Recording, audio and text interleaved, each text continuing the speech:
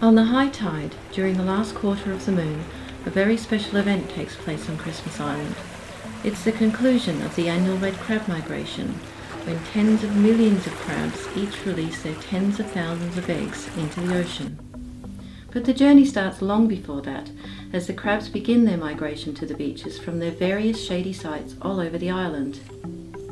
From far and wide they emerge from the forest and make their way slowly but surely to the beaches. The males leave first and dig a welcoming burrow close to the ocean, where they mate with the females, who arrive a little later. In order to avoid attrition on the roads, barriers are erected along the sides of the major roads to funnel the crabs along the gutters and down into crab underpasses. At one point, a crab bridge has been established to keep the crabs out of harm's way from the road trains that service the island's phosphate mines.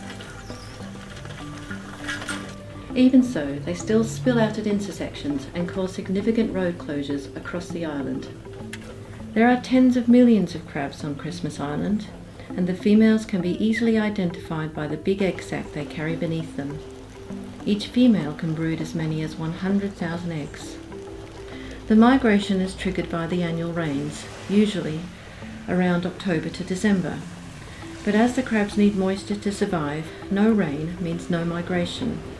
Or, if the crabs are already underway, they will halt the migration and dig in, creating a temporary burrow until more rain arrives.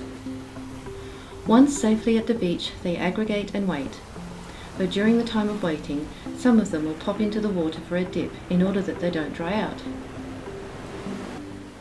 Their annual migration to sea to spawn has been described by Sir David Attenborough as one of the 10 greatest natural wonders on Earth.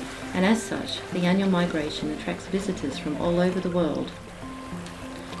Of course, many of the locals also get up at 3 o'clock in the morning just to witness this extraordinary event. Sometimes the actual spawning is split over 2 nights, but at some point, after what appears to be days of procrastination, they decide it's time. The females appear in their millions from the rocks behind the beaches to crawl across the sand and find a spot to release their precious cargo. This can be quite a hazardous activity, even when the tidal stream is at its lowest. The females need both to hold on to prevent themselves being washed out to sea, and at the same time pierce their egg sac and shake out their eggs into the water that's swirling around and occasionally over them.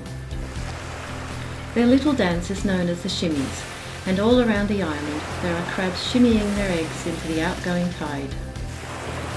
Some manage in a single shimmy, others take 3 or 4 goes before they've unloaded all of their precious cargo. The dance is almost comical, like they're cheering their next of kin on their journey out to sea. The timing is important.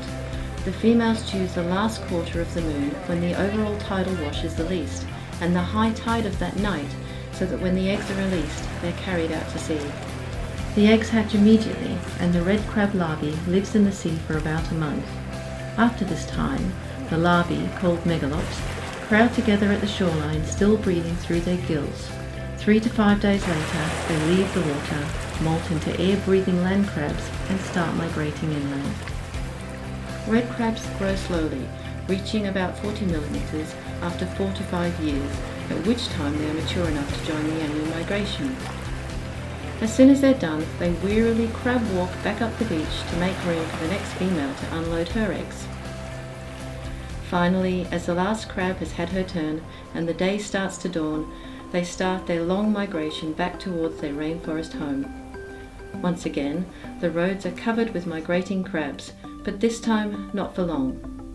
Within a few days, almost all the red crabs are back in their forest homes, and life on Christmas Island returns to normal. Until next year, when it all happens all over again. For more information on the red crab migration, visit the website christmas.net.au.